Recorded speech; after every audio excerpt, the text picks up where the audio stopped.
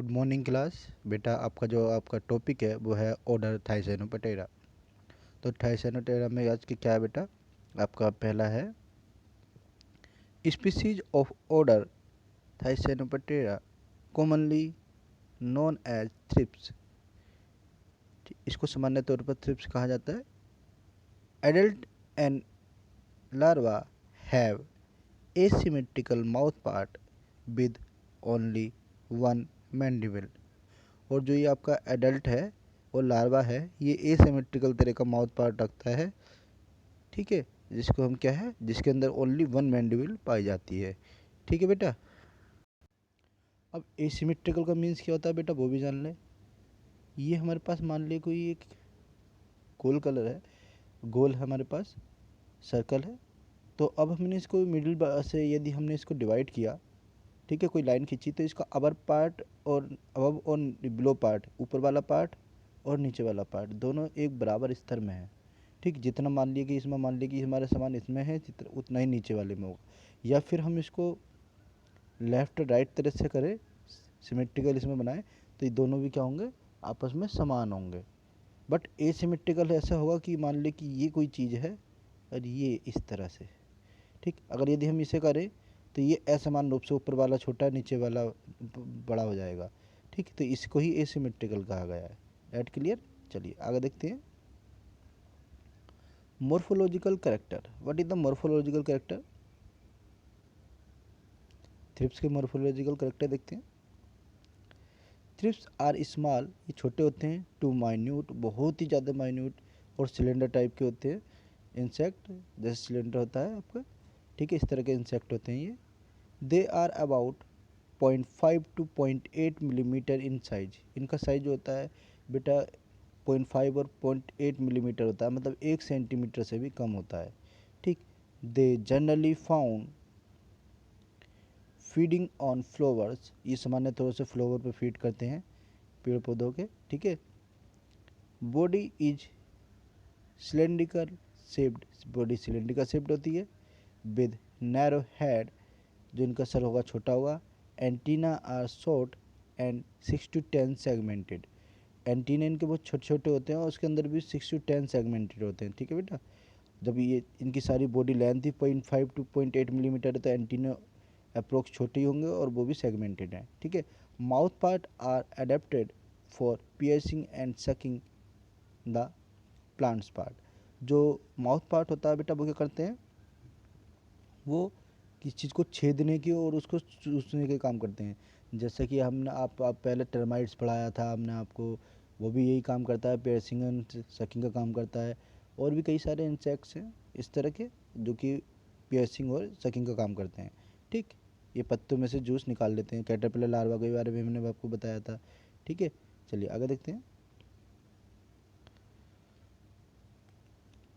They are asymmetrical, असमांतीय रूप से होते हैं ये।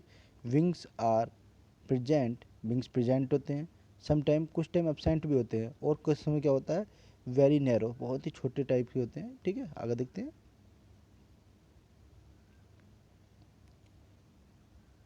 Metamorphosis is explained by 2 to 3 pupa like larvae. कहने का मतलब क्या है बेटा, कि जो इनका माउथ पार्ट है वो 2 से 3 प्यूपा से मिलकर बना होता है। ये जो मेटामॉर्फोसिस, सॉरी, जो ये मेटामॉर्फोसिस होती है बेटा, ये 2 से 3 प्यूपा में कंप्लीट होती है। मतलब इसके स्टेज या चरण होते हैं कि पहले प्यूपा में इतने में, दूसरे में इतने, इस तरह से ये 2 से 3 प्यूपा में कंप्लीट करती है। ठीक, सम स्पीसीज आर पार्थिनोजेनेटिक, मतलब सम स्पीसीज है पार्थिनोजेनेसिस प्रोसेस, कुछ में पार्थिनोजेनेसिस भी प्रोसेस पाई जाएगी। तो ये बेटा मेटामॉर्फोसिस, और आपको ये जो है पार्थिनोजेनेसिस में कई बार पहले भी समझा चुका हूँ, इसलिए इसको ध्यान रखना। कल का जो आपका, जब ये वीडियो आप देख रहे होगे तो उससे अगले दिन आप क्या करोगे कि अटेंडेंस के टाइम में मुझे मेटामॉर्फोसिस और पार्थिनोजेनेसिस को एक्सप्लेन करके कॉपी पे, पेपर पे लिख के मुझे बताओगे। ठीक, जब भी आप इस वीडियो को देखोगे। ओके, ठीक है बेटा। अब आता है आपका distribution. More than 500 species of thrips are currently recognized from around the world on flowers।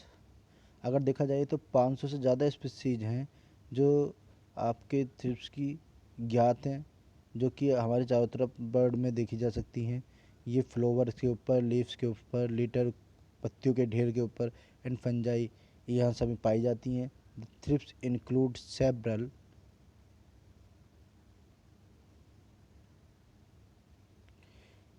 Economically impact important families. जो क्रिप्स है आर्थिक रूप से बहुत कुछ इसकी फैमिली जो है वो आर्थिक रूप से सहायता करती हैं, मुख्य हैं, इम्पोर्टेंट है। तो देखते हैं बेटा क्या क्या है।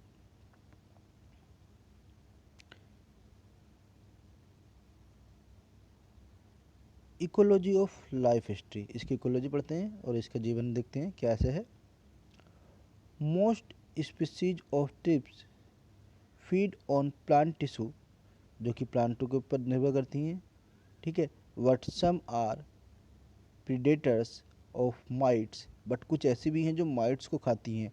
एंड वेरियस स्मॉल इंसेक्ट, बहुत छोटे छोटे इंसेक्ट्स हैं उनको भी ये खाते हैं। इसलिए ये इकोलॉजिकली इम्पोर्टेंट है, आर्थिक रूप से हमारे लिए महत्वपूर्ण है, ठीक है। मैनी स्पीसीज आर पार्थिनोजेनेसिस, बहुत सी पार्थिनोजेनेटिक होती हैं। आल्दो, यद्यपि some species undergo on extended, कुछ एक लंबे अंतराल के लिए चली जाती हैं। मेटामॉर्फी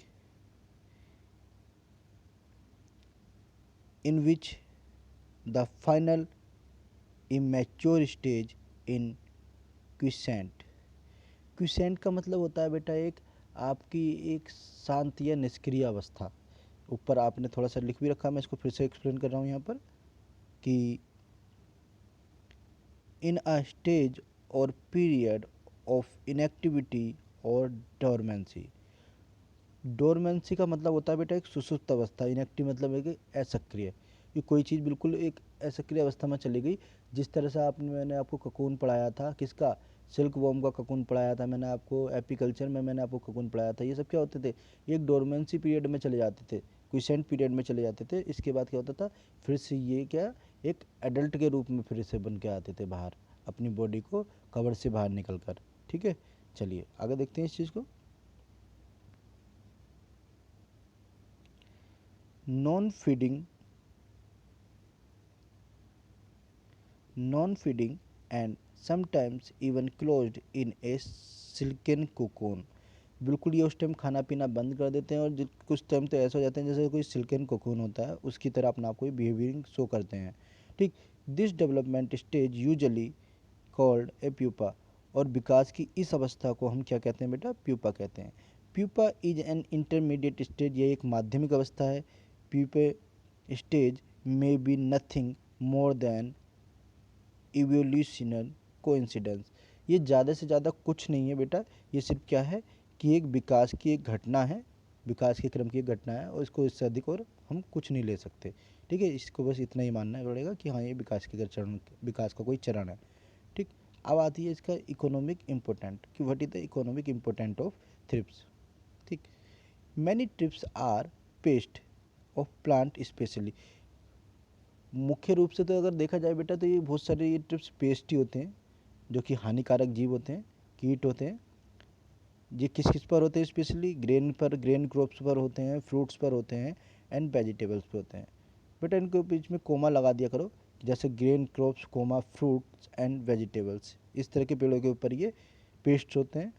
the the cause many problems in plants, ये बहुत तरह की प्रॉब्लम प्लांट में कोज कर देते हैं, लाइक जैसे scaring leaves, scaring, loss of yield. एक तो ये क्या है, उन पर जगह जगह काट लेंगे, घाप कर देंगे, वहाँ पर छेद कर देंगे, ठीक है, उनका जूस चूस लेंगे, तो जिससे ईल्ड फसल की जो प्रोडक्टिविटी पर प्रभाव पड़ेगा।